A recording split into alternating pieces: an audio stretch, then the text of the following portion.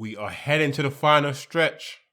With the 33rd game week of the season completed, let's take a look at how my team performed and my transfer thoughts for game week 34.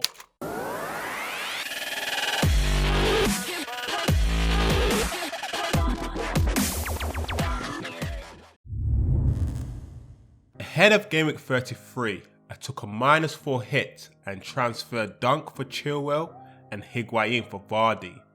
For game week 33, I got 70 points, 36 points above the game week average, improving my ranking by 19,000 places. In the My FPL Strategy League, my position has 2 improved. Shout out to Team Unknown, who has retained his top spot. Now let's take a look at how my team performed and my transfer thoughts for game week 34. Eddie Howe rotates the goalkeeper in the 3-1 defeat against Burnley. To my surprise, at the expense of BORUC, Bekovic was called to the starting lineup. The changing keeper looked to cost Bournemouth as the Bosnian endured a dreadful afternoon and was at fault for the first and third goal. Apart from the home game against Spurs, Bournemouth have a good run of fixtures. However, with BORUC missing the last 2 game weeks, his spot in my team has to come to an end. Late goals sends Liverpool back to the Premier League summit with a 3-1 comeback against Southampton. Robertson didn't have the best of games compared to his usual standards. The Scotsman gave away the ball in the lead up to the first goal and picked up a yellow card in the second half. Liverpool welcome Chelsea next, a difficult fixture on paper. I've had Robertson since game week 1 and the Scotsman has constantly returned FPL points. Thus, despite the tough fixture, Robertson will remain in my squad. Back-to-back defeats for West Ham, losing 2-0 against Chelsea. Declan Rice had a difficult evening, lost the midfield battle against Loftus-Cheek in the first half. Improved in the second with some good interceptions, but due to conceding 2 goals, the young international only returned a single point. West Ham's next fixture is a tough away match against United. The Hammers are not particularly in good form, losing 3 goals in the last 4. However, in the last meeting against United, the Hammers beat the Reds by 3-1. Leicester City scored 4 goals, recording their 4th consecutive win against the relegated side Huddersfield. I brought in Chilwell ahead of game week 33 in hope that the Foxes would bag a clean sheet against a side struggling in front of goal. However, Huddersfield was awarded a penalty in the second half. Thus, in the end, the English defender only returned 2 points per match appearance. Leicester City's next 2 fixtures look good on paper, facing Newcastle next before they play West Ham away. But from game week 36, the Foxes have a tough run of fixtures, facing Arsenal, Man City and Chelsea. Second half penalty was enough to secure Crystal Palace the victory over Newcastle. Wan-Bissaka had another excellent game, handled Newcastle's threat well, while showing real pace and quality on the ball in the final third. His overall display earned him 1 additional bonus point, returning 7 points in total. The Eagles welcome Man City next, with the intention to use my wildcard for game week 34, and Crystal Palace facing Arsenal in game week 35, it's unlikely the right back will feature in my team for the next game week. Mane disappoints in the 3-1 victory against Southampton. A frustrating game as a Mane owner. Despite Liverpool scoring 3 goals, the informed midfielder failed to deliver any attacking returns. Annoyingly, Mane picked up a yellow card in the closing minutes. Thus, on this occasion, the midfielder only returned a single point. Liverpool don't have a double game week fixture in game week 35. And my squad currently have 3 Liverpool players, which in my eyes is 1 too many. A spirited Southampton display, but wasn't enough to beat Liverpool. The Saints got off to a perfect start, breaking the deadlock with an early opener.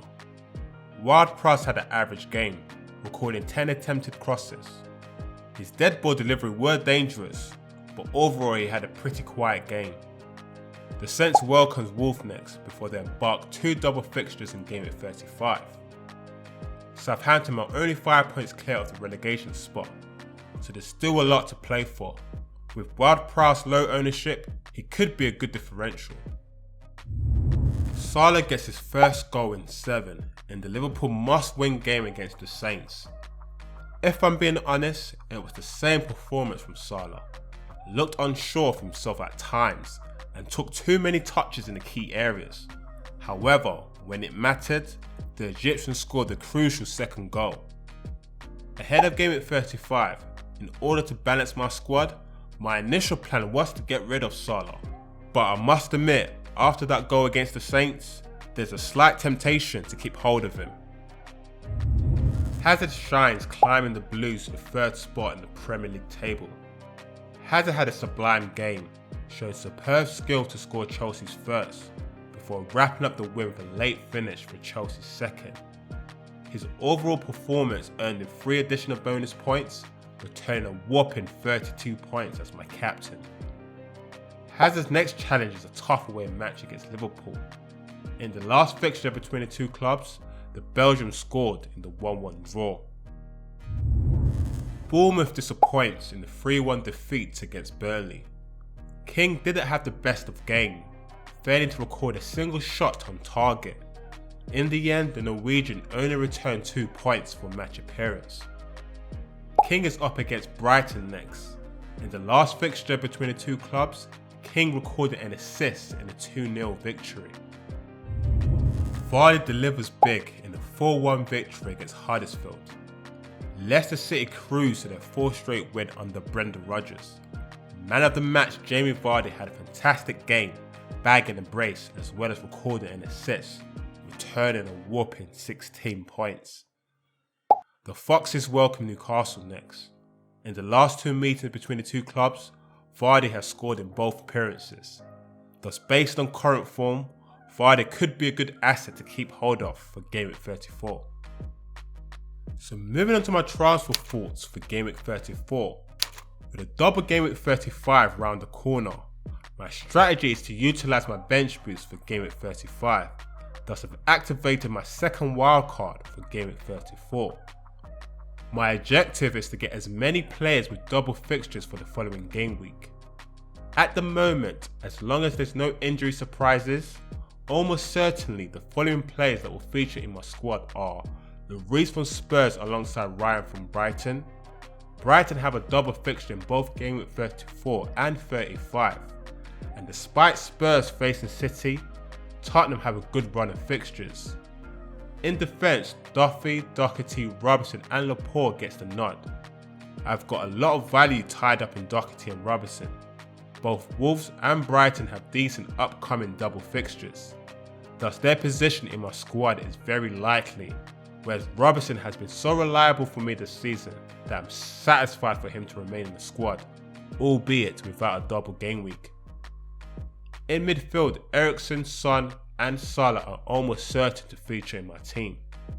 With Kane picking up an ankle injury in Tottenham's 1-0 win against City, Eriksen and Son gets the nod ahead of a tasty fixture against Huddersfield. Salah at the moment remains in the squad, although admittedly there is temptation to swap the Egyptian with Mane in order to reserve some additional funds. Up front, the only player I'm certain to have is Jimenez. With Wolves fighting for that 7th European spot, there's still a lot to play for. The remaining 5 spots are up for grab, but as things stand, my squad currently looks like this. So a lot to ponder on, but with the transfer deadline looming, I'm going to have to make some big decisions sooner than later. I'm sure my final team selection will keep on changing to the very last minute. And thus, if you'd like to see my final team selection, be sure to follow me on Twitter. All my details in the description below. And that's all from me today guys, and I'll see you guys in the next video. Peace.